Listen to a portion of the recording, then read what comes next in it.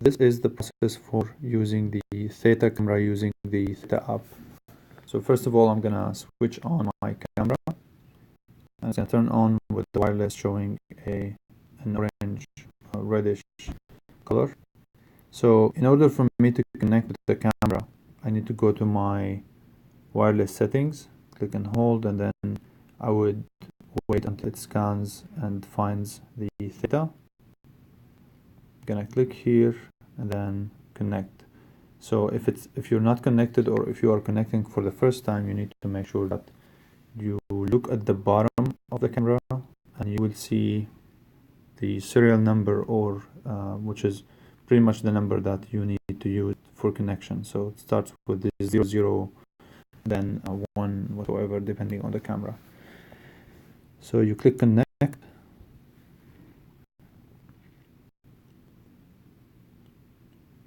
So it shows you wireless disconnected from whatever internet you have. Then it takes a while sometimes.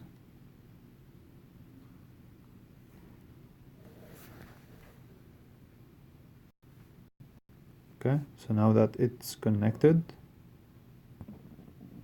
I believe, I'm gonna go into the Theta and we'll see that it's actually connected or not. So since I can see the camera here, that means it's connected. Usually this green kind of signal, that means it's connected.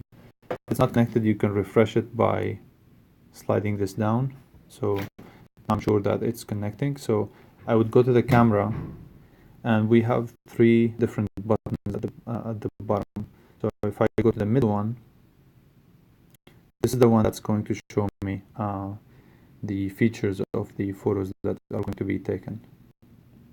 So if you want to have no post view, or if you want to have post view, that's gonna just show you the photo after you take the picture. Unfortunately, since this is not really like a highly developed camera, you would expect that you would be able to see through the app what is really going to be captured, but in this camera it's not the case. So you would have to take the photo first to be able to see how things are going. So you can change from here the white balance. So if you're taking a shot in a cloudy day, or if you want to take something in fluorescent, one thing you can go with is the auto, and I think it would do a decent job figuring out which areas to be in. And I think this is for how bright you want it to be. So in terms of, I guess, in terms of the exposure. But anyways, other than the white balance, you need primarily to focus on getting the right shutter. So the slowest shutter that it provides is 1/7 seconds and a half, and the faster it goes, the faster the shutter, and therefore it would catch less and less light. So you want to make sure that you go into something that, first of all, this is it's just like a modest camera quality. So it's not it doesn't have a great sensor, and therefore you want to avoid low lighting areas. So I'm gonna start with 1/30th second, and then I can take a photo. I'm gonna put on no post view. So I will click on this button, and it's gonna give this funny sound. Then it's gonna be processing that image. So let me take maybe just block the camera and just take a photo with my fingers around it. It's kind of a messy area here. So yeah, take a photo, then let's see how it's going to preview it. See my wonderful fingers. You can see here sort of the bar going on, so that's just the processing of the camera. So this is the app. Anyways, and you can sort of zoom out and in and sort of play around with this kind of marble looking photo. So when you hit back, now that we have taken this photo, you're going to move on. The lighting is good. Then you move on to a higher shutter.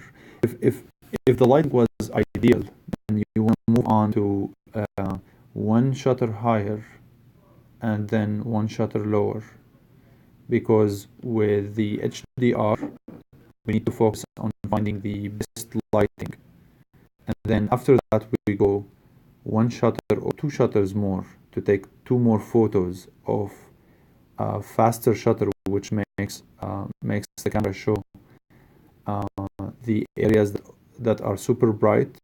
It's going to dim it down. So if you're taking a photo, for instance, in a room that has fluorescent lights, if you have the shutter on 1/7 seconds and a half, those lights are going to show just a blob of white.